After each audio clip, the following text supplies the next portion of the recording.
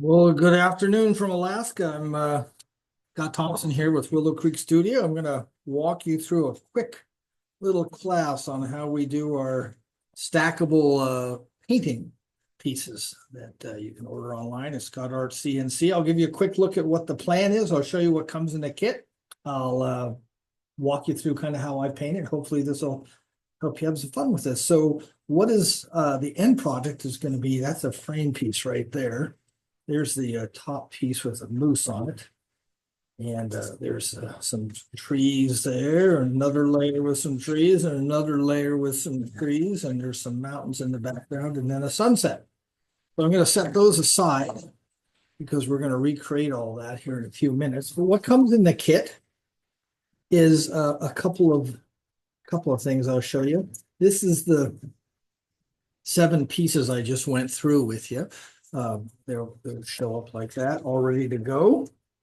There is also a couple of feet that come with it that can be used to set it up on the mantle if you want to mount it that way, and they can also be used to clamp it together. Those come with these. This particular pair of pieces here are for what goes on the back. You just glue those on the back if you decide that you want to hang it on the wall. Right here. And that's the basics of that. So what comes in the kit is these wood pieces. It comes with these colors, red, white, yellow, green, blue, black, and brown. More than enough to do this probably several times over. You'll also get a pair of brushes to do this. And so all you'll really have to provide is a cup to put some water in, some kind of a palette to mix paint on. I'll move this stuff out of the way. And I'll show you how I do these because they're kind of fun. It's really, you're doing several different paintings at the same time. And you don't have to, they're pretty quick to do. It's pretty tiny. This whole thing's about 8 inches from left to right. So the way I do these things is we're going to start painting in the back first. So I'll lift off all of these ones and set them aside. And now I just have these 2 pieces right here. And what we're going to paint first is this sunset back here. So what'll help you a little bit is if you just take the mountain piece and slide it down a little bit like this. Just slide it down a little bit from where it should be. Give yourself a little pencil line in there. And what that does is it creates for you, it tells you that this is really the only area we're going to paint right now because the rest of this is all going to be covered. So what I will do in order to paint that is I'm going to take this flat brush, put in a little bit of water, and down here I'm going to take mostly white and a small amount of blue like that on the brush. And I'm just going to, and you can see from this right here, now I have one of the things that I keep here is shop rags all the time, and I probably have more paint there than I want, so I'm going to take that off. When you're working with acrylics, these kind of acrylics at room temperature will dry in about 7 minutes. So you have time to play with these. And then one of the things I like to say about acrylics is that one of the beauties of them is that if you don't like it, 7 minutes later, it's dried and you just paint right over it. So what I want to do here is make a red and yellow sunset behind that. In order to mix red and yellow and not have the yellow and the blue turn to green, I have to clean all the paint off that brush. So I do that by dipping a little bit and using my towel. And then I'm going to come over here and I just want on this side over here, I want some white.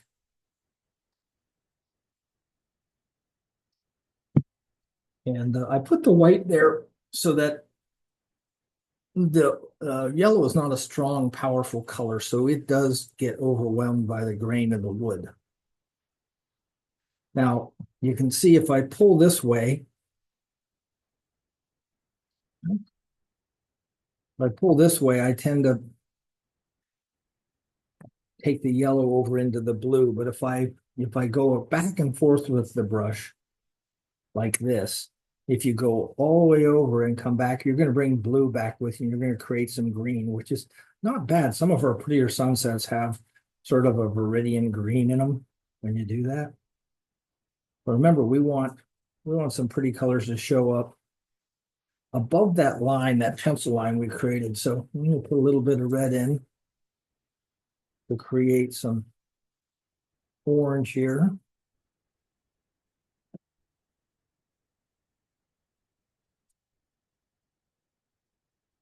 And drop that. One of the rules I tell the kids and the folks and the kids, the adults really are the issue. The adults is anytime you're not using a brush, put it in the water, because if you leave them out, they'll ruin pretty quick. So let's take a look at what that took maybe a minute or so. But you can see, you can get a pretty good look at where that sunset shows up in there. Now, I'm going to come back at the end of the painting and put some details in that sunset that I want. But the next thing I'm going to do, I'm going to set that aside. I'm going to go back here and I'm going to grab the next piece, which is this row of trees here. And same thing, I'm going to paint the mountains next. I kind of want to give myself a bit of a hint of where the trees are. So I lowered the trees down a little bit more. I made a little bit of a pencil line on there, so I have some hints about. So I don't have to paint all of this. I'm trying to get color in this area here. So for this part of it, I want to do a little bit of what I call a Purple Mountains Majesty. So I'm going to take a little bit of blue and almost no red. I'm going to mix it right here on the palette, beginning kind of close to where I want to be. That's probably too dramatic right there. So I'm going to use a little bit of white to soften that up a bit. And it gives us sort of a purple. And that's where I want to start with the mountains. So I'm going to now I'll tell you that one of the things about brush strokes will create, if you don't overmix that paint, when I'm blending paint, I like to not, especially when I'm doing something like this, I don't want it to be so blended that it becomes a pure one color. I like to have little bits of the red and the blue show up, because what it does is it creates what I call accidental detail. And accidental detail is, we don't want to have to spend a lot of time trying to paint in every little ridge line and stuff like that. So we're hoping. Now I know I got to come down into these areas because I'm not too worried about it right there. So I'm going to take a little bit of blue now. I'm going to put a bit of snow on these mountains. Now, the interesting thing about snow, and we have a lot of it in Alaska right now, is that the snow, when the light's low in the sky, when the sun's down low in the sky, one side of the mountain will be lit quite differently than the other side. So what happens is on the back side of the mountain, where it's just it'll pick up more of the blue of the sky. So you have maybe over on this side, if we just make a decision that the sun's coming in from the left, we'll put some bit of snow in here like this. Now I like to use a poking technique rather than just brushing like you would do if you were painting your house or something. I like to just poke in a bit of this. I'm trying to be consistent and putting in a bit of on the left side, on the right side of the mountains. Okay, and I got that in there. Then I'm gonna take a little bit of white with almost no blue in it. I'm going to add in some snow on this side. And to see what's happening there, it gives a lot of depth to the mountains. It makes them look more three-dimensional because you're telling your eye that there's light showing up there. So put in a little bit of that. I have one more little thing I want to do here that I'll show you. I'm going to take a little bit of down here. And I'm going to just take some of that blue and white, and I'm going to match. You can't really hurt paint brushes like this. These are brushes that so I'm going to just swirl that brush down here, and it's just called a dry brush technique. There's almost no paint left on that brush. It's just very, very dry. I'll put a little bit more white on it, and I'm going to go like this. Because what I want to do, I want those trees to really pop. I know that on the next layer, we're going to be putting in those trees. So what I'm doing is creating a kind of a misty cloud bank in the valley beyond the trees. Okay. So that goes the brush in the bucket. We'll just keep taking it. It's always good to take a look at where you're at. So now we have mountains, a little bit of mountains on that. You know, I look at that and I go, it's always good to have a little bit of random light showing up. I kind of want to have a bit of light in there. Soften that up a bit. Maybe that's too much. So I kind of like that. I'm going to come back and fix some of this here in a little while, but I'm going to take these two and set them aside. So the next thing I'm going to do is this batch of trees right here that go in front of that. And in order to do those trees, I'm going to take the fourth panel. And again, look at that. And when you look at that, you can see that this tree right here, and this is really going to cover up everything off to the side. So all we really need to do is paint in this mid area here. And I want those trees to look further away than the ones that are in the foreground. I'll set this back up here. You can see we're painting a pretty small area here again, so it's not a lot. And I'm going to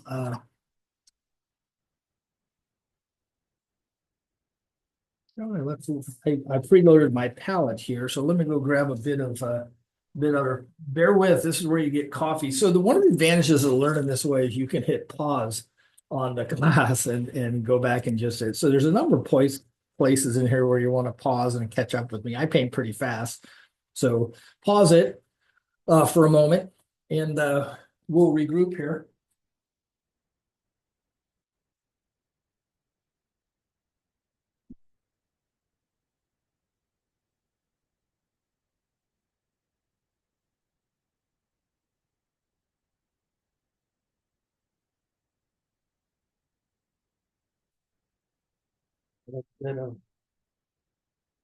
Payne's gray paint. You guys will be using black, which black is a very powerful color. So I'm going to use Payne's gray, and I'm going to mix that with quite a bit of red. Mostly I want red to show up on this group of trees here. And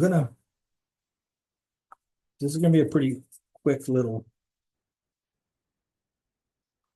and you'll see this is again one of the areas we're going to come back to and work on later.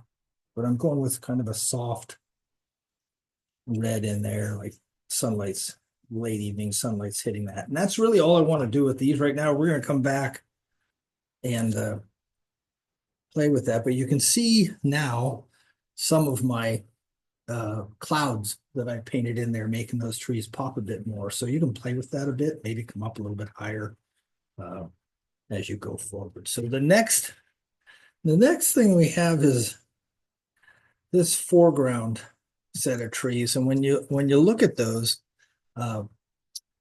particular trees in the foreground, I'm going to move these back over here where you can see it. They're going to be behind the moose and the bear. Okay, and there's a little bear right here, and there's a moose right here. So we want to make sure that the stuff that goes on here, the bear's probably going to be pretty dark, maybe completely black. The moose is going to be light brown. So we want to make sure that the trees that are in there are light enough so that those critters show up. So I'm going to pop this back up here, move these over here. Now, we didn't put a pencil mark on here, so I'll do that really quick.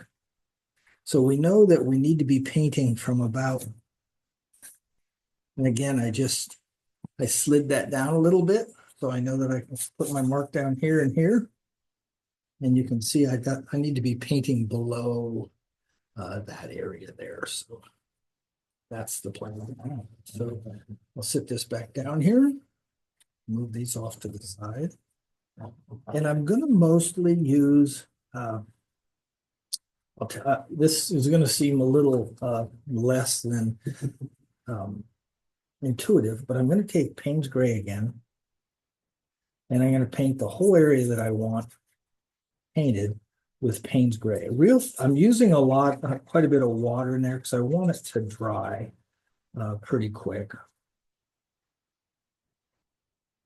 And I don't want it to have a whole lot of.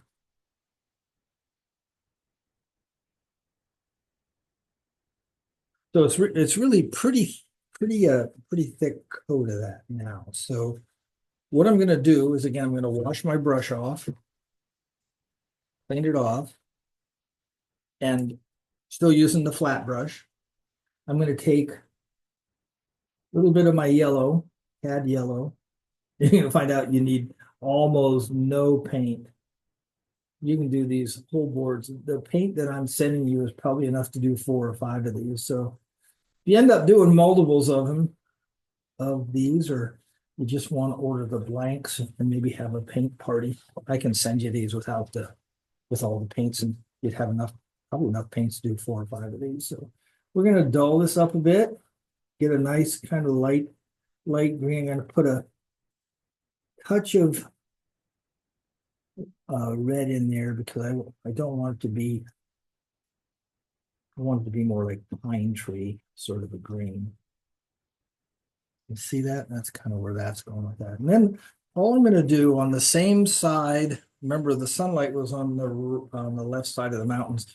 On the left side of these trees, we're going to just add some light coming in on the pine trees. Okay. Now what we have down below the pine trees is all kinds of brush and alder thickets. And so I'm going to mix some yellow and red and create some pretty oranges down here. And if you're looking here, I'm not really mixing these colors thoroughly. I'm letting them, and then I'm going to mash my brush and open up the end of it a little bit. See how the end of that brush is opened up? And then I can just kind of come in here and poke in some colors.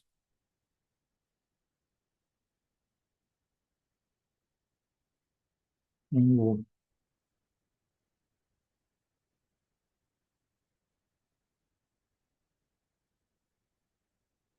This is not an area where I want to, it's okay to use it like a paintbrush like this and do this. You can certainly play with that a bit.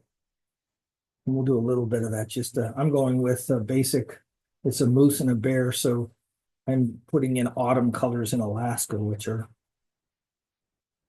you can see some of why I put the Payne's Gray behind this in a real thin coat, because you want some shadows in there. Uh, you don't want it all being completely light. I'm just using you'll get a bit of you'll get a knack for this. It's some point where you can do too much of this, but I'm just putting in some birch trees right here with a little bit of white and yellow. Do that. And then put some brush down here. And you can get a lot more detailed with this with the tiny brush. I'm trying to block this in for you so you have a sense of getting the piece all blocked in. So when I say I'm blocking a piece in, I just want to get it, this is where we established sort of the general direction this painting's going. And then you can come back later and go, I want to get my tiny brush out. My old instructor used to call it the money brush. And he'd get it out and he'd spend some time putting lots of details in. So let's pause that for a moment and see how that moose will sit on there. So you can see I didn't come over far enough behind the bear. It's still pretty dark there. And you can come over further. I like some of this dark area over in here behind that tree because these will be light. But I'm going to find a little bit more light colored birch tree forest in here. So it's good to go back and forth here and step back a little bit once in a while. But let's just do that quick. I'll drive my brush up again. I'll grab some more of this and we'll just try to get it close enough here where you can see some of what's going on.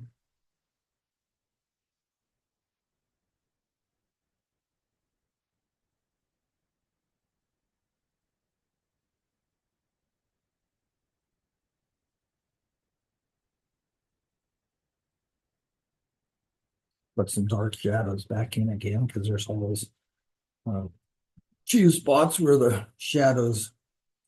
I don't want too much in that area because that's where the moose is going to go. But okay, so let's try that again and see if we got our bear and our moose where they'll show up a little bit better. So there you can see I have enough light stuff behind the moose and the bear where they're going to basically probably show up pretty good. So let's see how that's looking on the overall piece. We'll bring this back over here and I'm going to put that on the big piece and take a look at it, see if anything looks a little too squirrely so we can see our background and the mountains, and got some foreground trees starting to show up, and that's kind of where we're at this point. So that's 4 panels. Let's move on to the 5th panel here. So the 5th panel is interesting because you'll notice that we didn't paint these areas up here because they're covered. Those are going to be covered by the 5th panel. And when we go to paint the 6th panel, it'll actually cover up this tree over here. So we're not going to paint this tree on this go around. We're going to paint this tree. We're going to not paint the moose because he gets covered up, but the bear needs to be painted. So this is a one where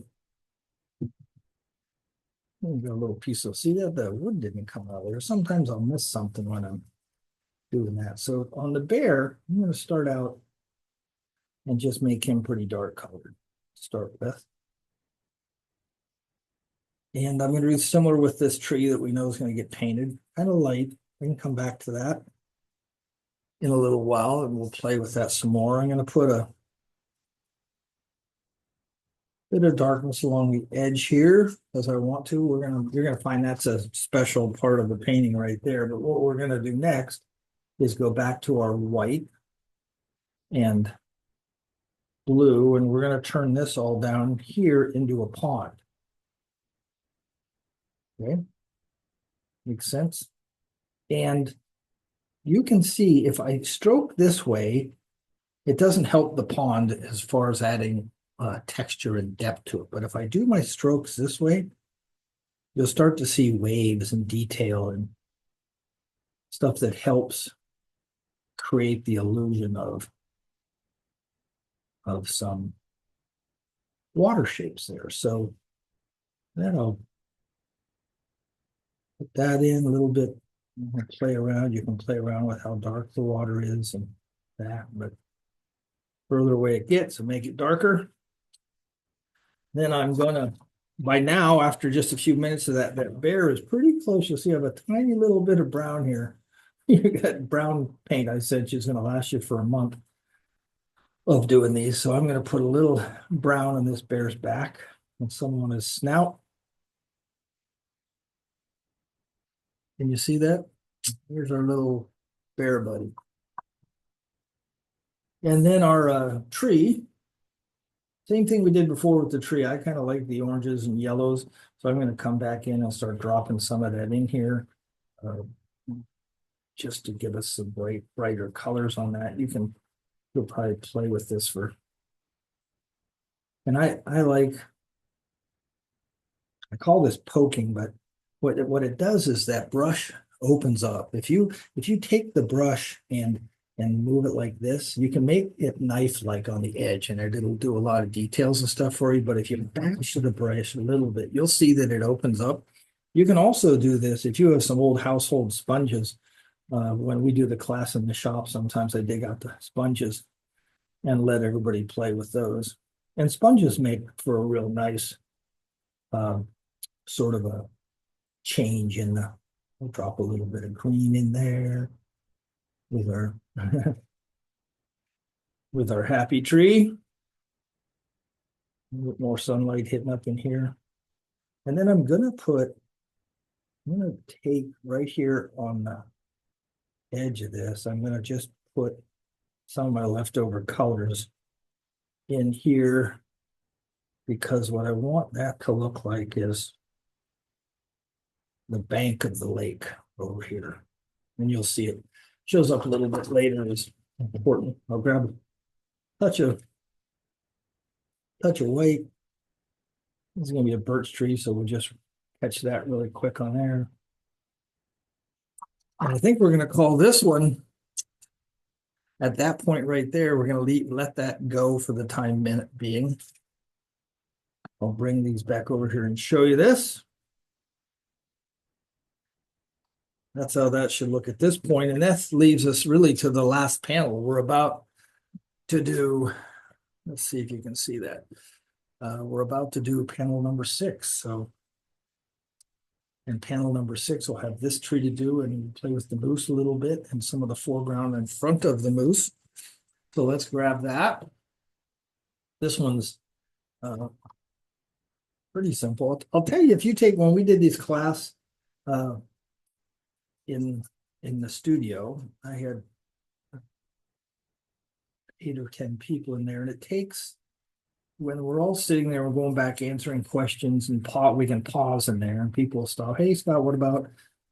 And they're asking questions and talking what we're doing. It took us almost 2 hours to do that. I do it quite a bit quicker because I've done a few of them, and I get to where I can mix colors, and I tend to block these in like this pretty quick. And then if it's a real nice finished piece that I want to play with, once I get the colors blocked in, then I'll come back to it a couple hours later and get the tiny brushes out and really work on, how I want the details to look, because it's not, any of my big pieces, I'll take more time. Let's see, there's some reflected light on there, but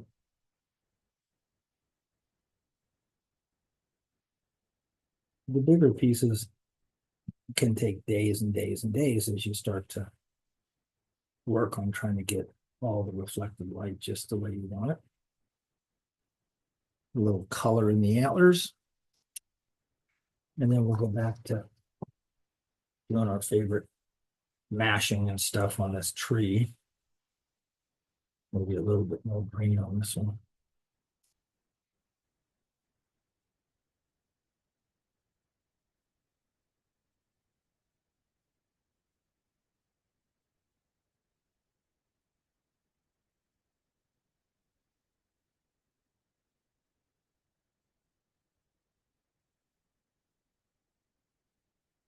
And you'll see the paint gray sometimes disappears, and it's not, or the black. It's not a bad idea to go back in and paint in shadows and stuff on these too, and make parts of it. Once you start painting like this, you're going to start studying how light hits trees and branches, and you'll start looking at that more as you're driving down the road. You'll start annoying your spouse, going, "Did you notice that on the left side of those mountains, the snow's a different color?" And you'll start. My wife, God bless her, she follows along now and starts to see it like he goes, "I'm starting to see things the way you see things," because it's aren't we all caught up in all that? It's just perspective right now. So that's let's see, we have the moose standing here on the bank. Not gonna do a lot with that, but he's gonna have some brush and stuff here that I'm gonna probably play with later. And then what comes of that, we'll go over here and grab our whole piece here, and we end up basically with a blocked in piece like this. And you can see, now I would spend time going back in and playing with the parts I don't like. One of the things I'll do pretty quick is putting some more highlights on the right side of all those red trees, just to make some shadows on that side of them. But this is basically that's kind of the basics of the whole thing. Then we have these clamps here that hold them. You'll find several of those in the box, and you can glue them together with some Elmer's glue. There's a frame piece that goes on the outside here. But that's the short version of how we paint these, and they're a lot of fun. They're individual paintings. You can do them as a group, and everybody's going to look a little bit different when you do them. And just have a lot of fun, and let me know how it goes. And that's that.